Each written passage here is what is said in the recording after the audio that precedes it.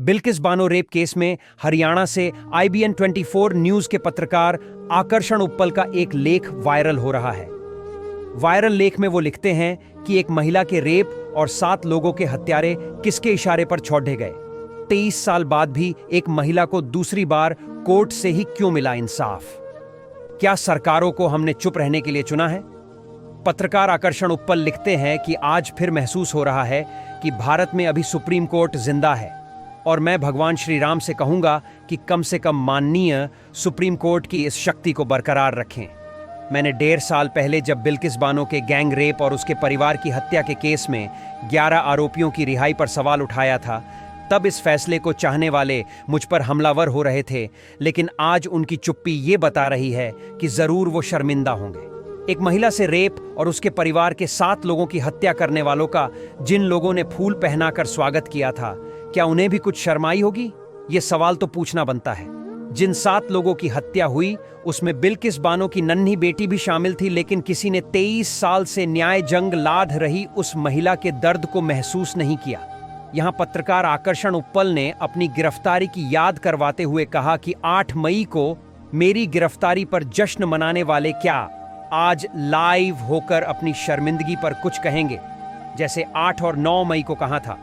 मुझे 6 महीने 6 दिन तक एक महिला के साथ छिड़खानी के झूठे आरोप में जेल में रखा गया, लेकिन एक महिला से 11 लोगों द्वारा गैंगरेप करने और उन्हीं 11 लोगों द्वारा रेप पीड़ित महिला के परिवार की 7 लोगों की हत्या करने वालों को 2022 में गुजरात सरकार ने न केवल अवैध तौर पर गैर कानूनी तरीके से रिहाई दी, बल्कि उनके जेल से बाहर आने पर उनका स्वागत ऐसे किया गया जैसे पाकिस्तान के कब्जे वाला POK कश्मीर उन्होंने भारत की झोली में वापस डाल दिया हो।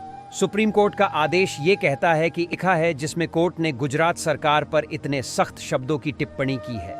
23 साल बाद भी एक महिला न्याय के लिए कोर्ट में है, लेकिन ज्यादातर लोग उसे गंभीरता से नहीं देखते और सुनते, क्योंकि वो एक विशेष समुदाय से आती है। इस बात के लिए कोई मुझे कितना भी कोसे, लेकिन सत्य तो यही है और ये आप भी जानते हैं। लेकिन सुप्रीम कोर्ट के फैसले के बाद क्या इस बार किसी का इस्तीफा होगा, या हमारा मीडिया देश को फिर 2014 तक हुए पुराने घोटालों की याद करवाकर इस मामले को चुपके से खामोश करवा देगा? क्योंकि अब लोगों को वही याद रहता है जो मीडिया की सुर्खियां बनता हो। शुक्र है कि मेरे देश में अभी सुप्रीम कोर्ट जिंदा है।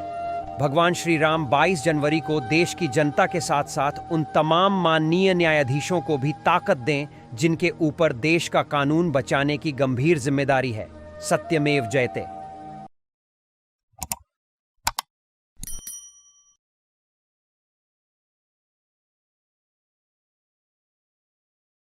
अब यहाँ तक आ ही गए हैं तो हमारे चैनल को सब्सक्राइब जरूर करें और नीचे दिए गए बेल आइकन को जरूर दबाएं ताकि हर खबर सबसे पहले पहुंचे आप तक।